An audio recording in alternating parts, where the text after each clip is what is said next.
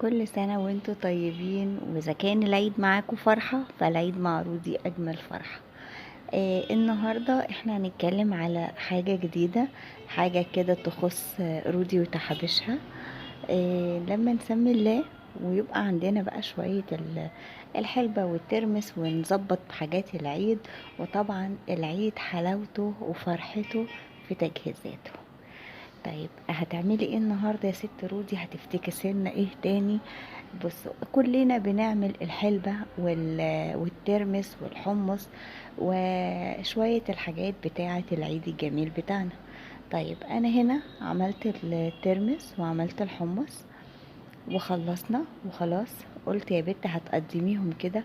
لا، نعمل بقى ايه التاتش بتاعنا. انا خدت مقدار كوباية او مج كبير، المج اللي هو بتاع الشاي الازاز. خدته، عملت بيه ايه بقى؟ بصوا، اول حاجة جبت اسمها ايه، الكنكة بتاعت القهوة. زي ما انتوا شايفين جبت لون اللي هو جل الطعام، لون اخضر واحمر وازرق. حطينا عليهم كده مقدار معلقتين كبار من الترمس جوه الكنكه بتاعه القهوه. انا كل اللي انا مش عايزه كميه. طبعا الالوان الصناعيه او الالوان دي على قد ما هي حلوه، على قد ان هي برضو الواحد بيعمل لها حساب شويه. فانا عامله الموضوع موضوع ديكور وحاجه شيك وتدي بهجه للعيد مش اكتر. بنحطها على النار حوالي 10 دقايق. بيغلي بيدي اللون الترمس زي ما انتوا شايفين كده. حطيته في الكوباية بتاعتي، فتحت عليه المية علشان انضفه من اي لون وحاجة زيادة عليه. طيب جينا عملنا اللون الازرق. برضو نقعته في شوية مية، مقدار برضو معلقتين. بصوا دي كوباية قهوة انا عاملة نصها، وبحطها على النار. بيغلي حوالي 10 دقايق بس، بيدينا اللون ده.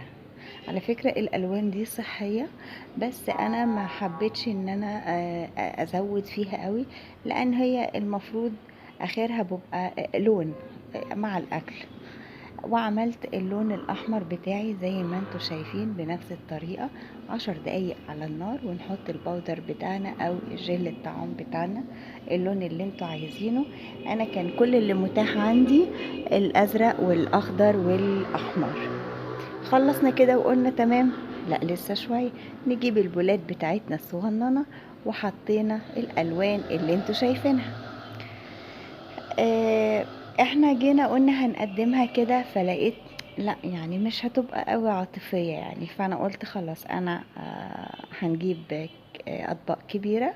اطباق التقديم بتاعتنا هو طبق واحد كده يظبط القعدة ويدينا لوك جميل. انا مرضتش اعمل طبعا الحمص، الشغل ده بيبقى في الترمس بس، وبيبقى اشبه بالبونبوني اللي الاطفال بتحبه كلها، اللي هو كان زمان على ايامنا اسمه شيكابام. كان بيبقى زي الترمس كده وملون وجواه الشوكولاته اللي فيه. انا حطيته في الصينيه بتاعتي وجبت طبقين. الطبقين دول زي طبق سطحي كده شويه، وقلت اما نكب كل الدنيا دي فيها ونشوف الالوان هتدين شكل ايه. شوفوا بقى ايه الجمال، هنسمي الله. بوسي بتقول وريني، بوسي دي اجرام. بصوا بقى، هنجيب بولة طبق مسطح كده زي اطباق الجاتو. هنحط شوية من الالوان اللي احنا عملناها كلها مع اللون الاصلي بتاعنا بتاع الترمس، وهنلون الطبق. وبصوا بقى هنقلبه يبقى شكله حلو قوي على السفرة في التقديم بتاع العيد وفي تجهيز العيد. حاجة الأطفال هيفرحوا بيها وهيبقوا عايزين ينقوا أي لون ياكلوه. وهتبقى حاجة بسيطة، مش عملنا كتير قوي ومش عملنا زي ما انتوا شايفين كده حاجة حلوة. عاملين زي البونبوني. ايه، بصي عمالة تقول فرحانة بالألوان اللي احنا عملناها.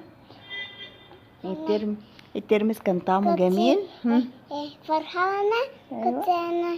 كنت أنا عند ماما انا كنت انا بشوف. انا كنت انا كنتي بتحبي اللون الايه؟ اكل لون الاخضر والازرق والاحمر والترمس الاصفر. اه وكل كمان. سنه وانتوا طيبين. وانت ودي احسن فيديو عملته علشان كانت بوسي معايا. صح يا بوسي؟ يلا كل سنه وانتوا طيبين ورمضان كريم. باي باي. والعيد فرحه واجمل ايه؟ فرحة. العيد فرحه واجمل فرحه. مع السلامه وباي باي. باي باي. وطبعا اصبري.